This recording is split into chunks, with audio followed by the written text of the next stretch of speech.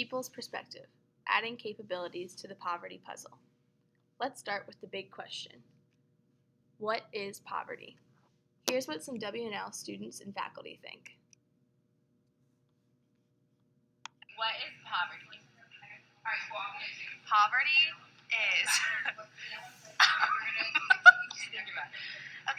poverty, the definition of people living below the poverty line is those who live on less than, I think it's $1.23 per day in America.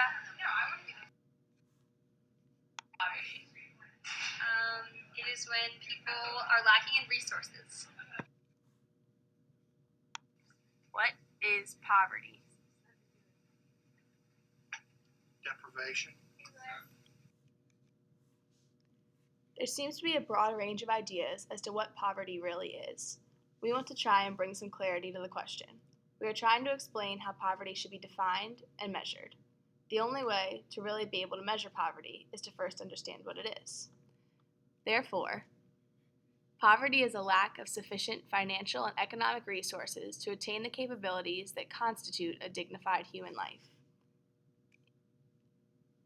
Poverty should be measured using the supplemental poverty measure with the addition of the Human Development Index to account for capabilities. When asked what words come to mind when considering poverty, these are some of the things that W&L students thought about. Hunger, lack of money, lack of resources, lack of education, hardship, lack of shelter, third world, and single parents.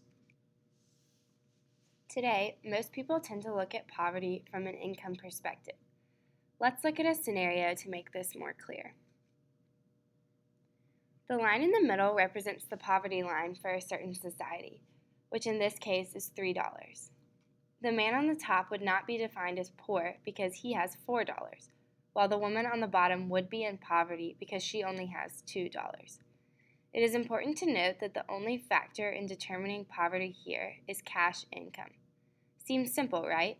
Let's look at another scenario. Scenario number 2. All of the factors are the same here, except now we know that the man on the top has significant medical expenses, taking $2 away from his normal income. Let's see how this changes his poverty status. Looking at this one additional expense has moved the man below the poverty line.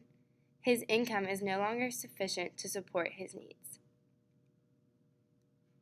Now that we have considered factors outside of income, what else is there to consider? Survival, happiness, health? Let's go back to our original ideas about poverty. There is much more to consider outside of income.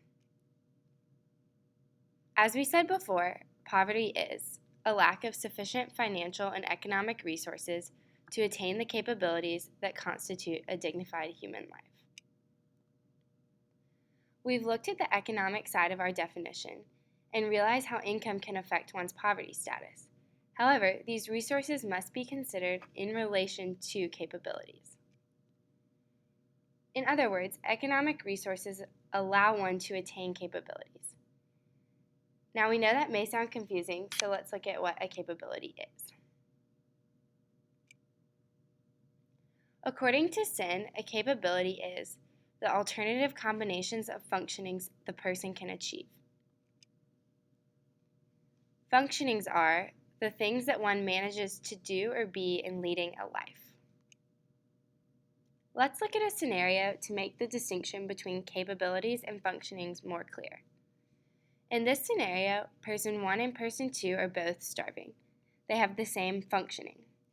However, if we look at each individual situation, person 1 lacks adequate food resources,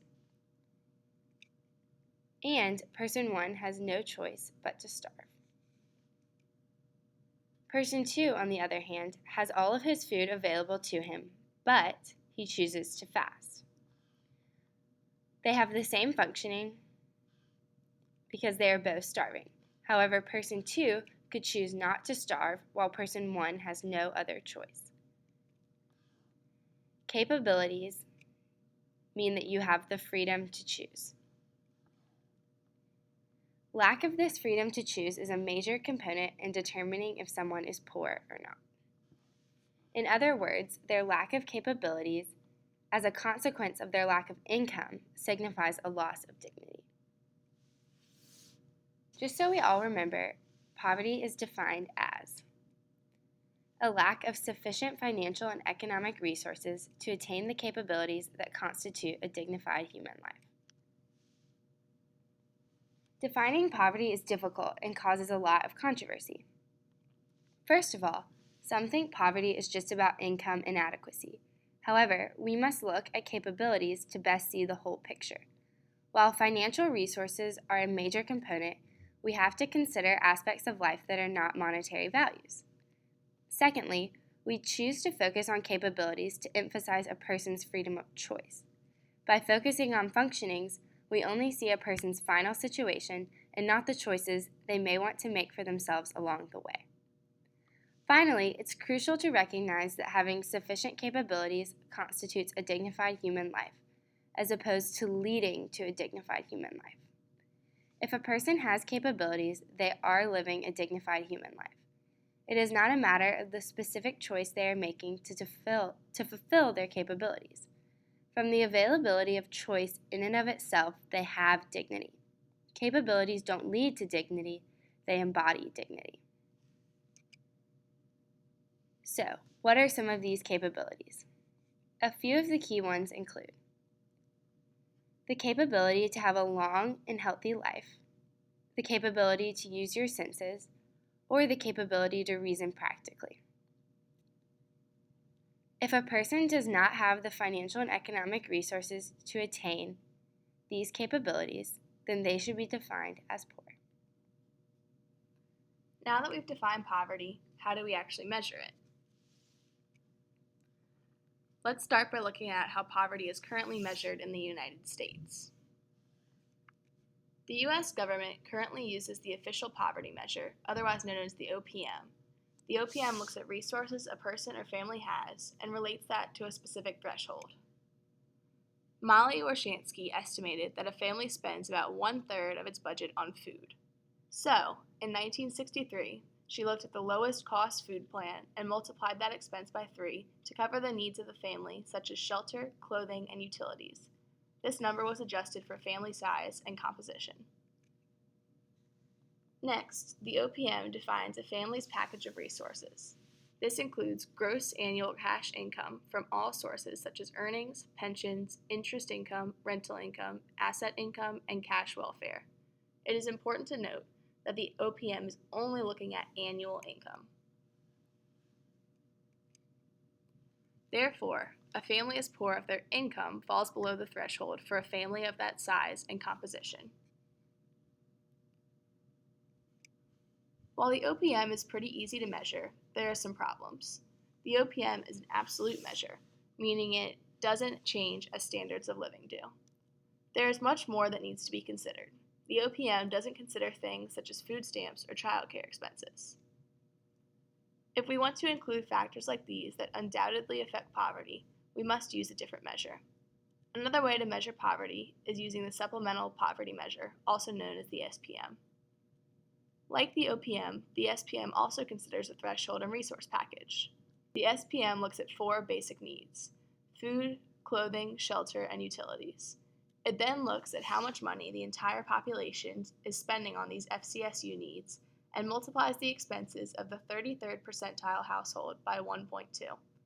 The threshold does not just account for family size, but it also adjusts for differing housing prices around the country. This threshold has the ability to move up and down as consumption patterns and needs change in the U.S. Resources. The SPM includes the same resources as the OPM, while additionally considering benefits such as food stamps and expenses such as taxes, childcare, and medical dues. As you can see, the SPM offers a much more comprehensive picture of an individual family's situation. However, what about all these capabilities we mentioned before? Does the SPM cover all of these? Poverty should be measured using the supplemental poverty measure in addition to the American Human Development Index. The Human Development Index, or HDI, allows us to incorporate a person's capabilities in the SPM. This includes a long and healthy life, access to knowledge, and as our original definition calls for, the financial means to attain these capabilities. The threshold is now determined by the food, clothing, shelter, and utilities needs as defined by the SPM, plus the capabilities as measured by the Human Development Index. By combining the SPM and the HDI, we have a concrete way to measure poverty in our country with respect to capabilities. This definition and measurement will allow us to move forward with addressing the issue of poverty in the United States.